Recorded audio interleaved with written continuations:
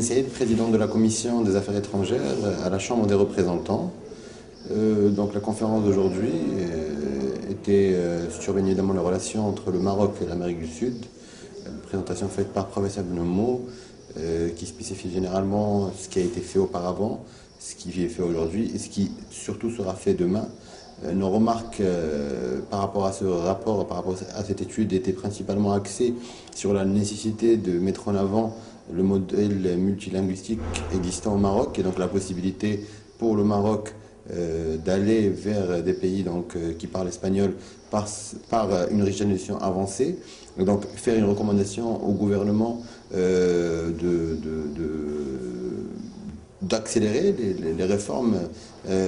qui sont mises en place, notamment par la nouvelle constitution, et donc avec une régionalisation avancée des régions un peu plus autonomes qu'aujourd'hui, avec de nouvelles prérogatives, la diplomatie régionale pourra être présente pour aller vers des pays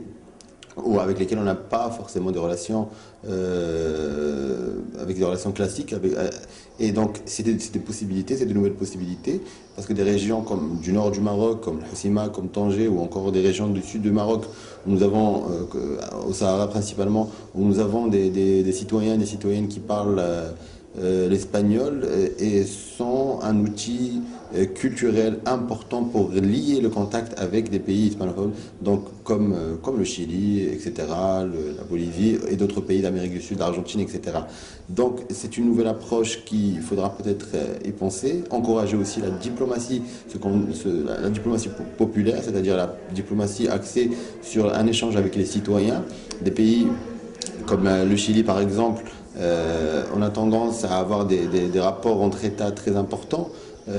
en général dans toute l'Amérique du Sud, des relations plutôt amicales, des relations plutôt franches, mais il est nécessaire pour renforcer ces relations-là d'encourager nos ressortissants, nos concitoyens à aller vers plus de contacts avec ces ONG-là, avec des ONG chiliennes,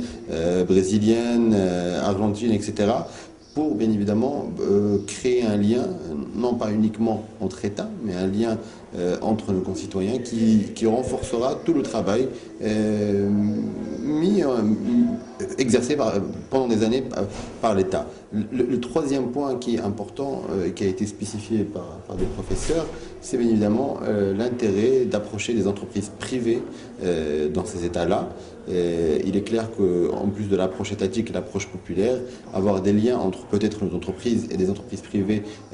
en Amérique du Sud est nécessaire pour pouvoir promouvoir l'échange économique et un échange d'intérêts communs pour nos deux sociétés. Voilà en général ce que je pense